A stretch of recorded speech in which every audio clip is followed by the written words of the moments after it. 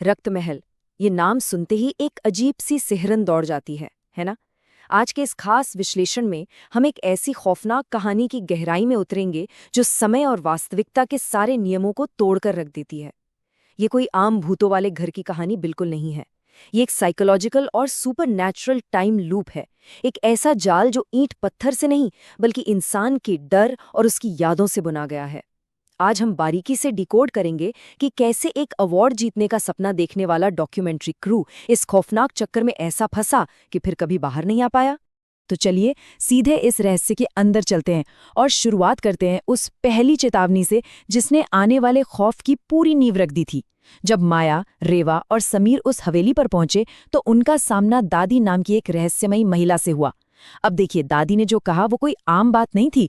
जो यहाँ की परछाइयों को कैद करने की कोशिश करता है वो खुद एक परछाई बन जाता है।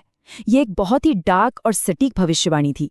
सीधा सा मतलब ये था कि इस घर में कैमरा या किसी भी चीज के जरिए कुछ भी कैद करने की कोशिश बहुत बहुत भारी पड़ने वाली है।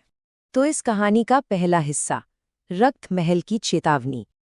अब सोचिए, ये क्रू एक नेशनल अवार्ड जीतने के लालच में इस प्रोहिबिटेड एरिया यानी वर्जित क्षेत्र में दाखिल होता है। उन्हें लगा कुछ घंटों का काम है, शूट करेंगे और वापस आ जाएंगे। पर उन्होंने कितने क्लियर सिग्नल्स इग्नोर कर दिए।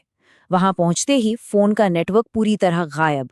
दादी हाथ में बुझी हुई लालटेन लिए खड़ी हैं और रेवा को पहले ही सेकंड से महसूस हो रहा था कि हवा में कुछ अजीब है, जैसे कोई उनके कानों में फुसफुसा रहा हो।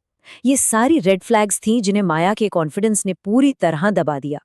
और फिर दादी वो बात बोलती हैं जो किसी के भी रोंगटे खड़े कर दें। अंदर तो तुम आ चुके हो, लेकिन बाहर जाने का रास्ता अब ये घर तय करेगा। इस एक लाइन ने सब बदल दिया। ये साफ करता है कि रक्त महल सिर्फ एक इमारत नहीं है, ये एक जिंदा, सोच समझ रखने वाला और भूखा दुश्मन है। ये घर खुद अपना शिकार चुनता है। आगे बढ़ते हैं हमारे दूसरे हिस्से की तरफ, लाल दरवाजे का रहस्य। जरा इस डिटेल पर ध्यान दीजिए। घर के अंदर घुसते ही वहां का तापमान बाहर के मुकाबले ठीक 10 डिग्री कम हो जाता है। कोई मौसम का बदलाव नहीं, बल्कि एक सुपरनैचुरल प्रेजेंस की एंट्री। कोई पक्षी नहीं, कोई कीड़ा नहीं, एक ऐसा गहरा सन्नाटा जहां इंसान को अपनी ही धड़कन सुनाई देने लगे। खौफ पैदा करने के लिए ये 10 डिग्री की गिरावट ही काफी थी। और यहां से चीजें कितनी तेजी से आउट ऑफ कंट्रोल होती हैं वो देखिए। शूटिंग शुरू होते ही सबसे पहले एक ब्रिटिश काल की पेंटिंग दिखती है जिसमें बच्चों के चेहरों को बेरहमी से खुरच दिया गया था। फिर वो एकदम साफ लाल दरवाजा जिसके नीचे से एक गाढ़ा काला लिक्विड नसों की तरह फैलने लगता है। और फिर आता है वो सबसे डरावना पल, जब समीर के कैमरे में एक लंबी अजीब सी टेढ़ी मेढ़ी आकृति रिकॉर्ड होती है जो रेवा की गर्दन से बस कुछ ही इंच दूर थी। और इसी दहशत के बीच अंधेरे से आती है एक बच्चे की हंसी। छुपन छुपाई खेलोगे? जो पकड़ा गया वो हमेशा के लिए मेरा। ये सुनते ही समझ आ जाता है कि अब वे अकेले नहीं हैं। ये एक मासूम खेल नहीं बल्कि एक दुस्वप्न है जिसके नियम उन्हें नहीं पता। अब आते हैं इस एनालिसिस के तीसरे और सबसे डिस्टर्बिंग हिस्से पर, तहखाने में गुड़ियों का जाल। देखिए, इस घर ने उन्हें कैसे लॉजिकली ट्रैप किया। जब क्रू डरकर भागना चाहता है तो मेन डोर किसी अदृश्य शक्ति ने सील कर दिया है। किचन की कांच की खिड़की पर भारी लोहे का बर्तन मारते हैं पर वो टूटती ही नहीं, जैसे बाहर से वेल्ड कर दी गई हो। जब कोई रास्ता नहीं बचता तो मजबूरन उन्हें काई लगे फिसलन भरे ट्रैपडोर से तहखाने में उतरना पड़ता है। ये कोई इत्तेफाक नहीं था, ये घर का बिछाया हुआ एक परफेक्ट जाल था। और बेसमेंट में जो उन्हें मिलता है वो रूह कपाने वाला है। वहां शेल्फ पर मिट्टी की कई वूडू गुड़ियां रखी हैं, हर एक पर नाम और साल लिखे हैं, जैसे विक्रम 1992, सोनिया 2004। मतलब ये सिलसिला दशकों से चल रहा है। लेकिन असली खौफ तब छाता है जब वो 3 अधूरी गुड़ियां देखते हैं जिन पर माया की जैकेट, रेवा का स्कार्फ और समीर की शर्ट के टुकड़े लगे हैं। ये डॉक्यूमेंट्री क्रू बस इस लंबी लिस्ट का एक नया शिकार था। और ठीक उसी पल दादी की आवाज पत्थर की दीवारों से गूंजने लगती है। ये घर भूखा है, इसे ताज़ा कहानियां चाहिए। तुम्हारी यादें, तुम्हारा डर, अब सब मेरा है। सोचिए उस वक्त उन पर क्या बीत रही होगी।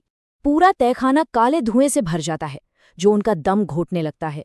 घर सचमुच उनकी जिंदगी निगल रहा था।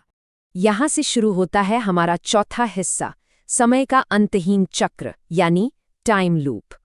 माया और समीर उस धुएं से किसी तरह बचकर मेन दरवाजे से बाहर तो निकल जाते हैं, लेकिन असलियत के सारे नियम यहाँ टूट जाते हैं। जैसे ही वो बाहर कदम रखते हैं, वो खुद को वापस घर के अंदर उन्हीं सीढ़ियों के सामने पाते हैं।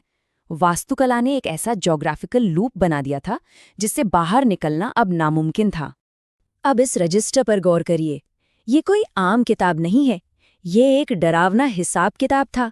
इसमें साफ लिखा था कि घर ने किससे क्या छीना, माया की वाणी, समीर की दृष्टि और रेवा की रूह।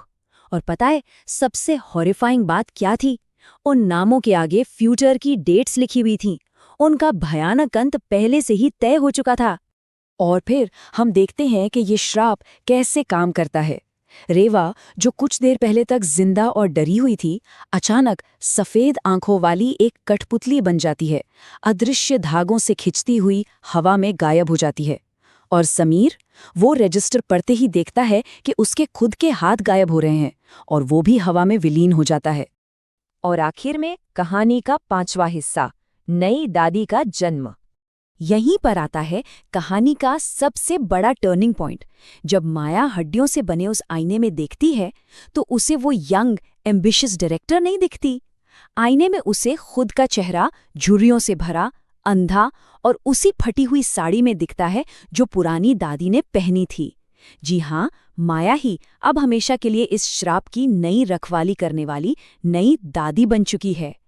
और ये साइकिल फिर से शुरू हो जाती है। अगली सुबह एक नई कार आती है।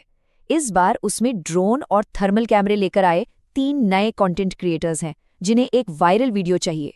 और बूढ़ी हो चुकी माया बिल्कुल उसी तरह दरवाजे पर खड़ी है और कहती है, अंदर आ जाओ, घर तुम्हारा इंतजार कर रहा है। और वहां दूर बरगद के पेड़ के पास से माया, रेवा और समीर की परछाइयां इस नए शिकार को आते हुए देख रही हैं। ये चक्र, ये लालच और ये खौफ कभी खत्म नहीं होता। रक्त महल हमेशा नए शिकार और नया डर तलाशता रहेगा। जो एक बार अंदर गया वो हमेशा के लिए उसी घर की परछाई बनकर रह गया। इस पूरे विश्लेषण को समझने के बाद बस एक ही सवाल दिमाग में आता है, रक्त महल की अगली कहानी किसकी होगी? क्या कहीं हम भी तो अपनी महत्वाकांक्षा और वायरल होने की अंधी दौड़ में ऐसे ही किसी जाल में नहीं फंस रहे? सोचिएगा जरूर। आज के इस डीप डाइव में बस इतना ही।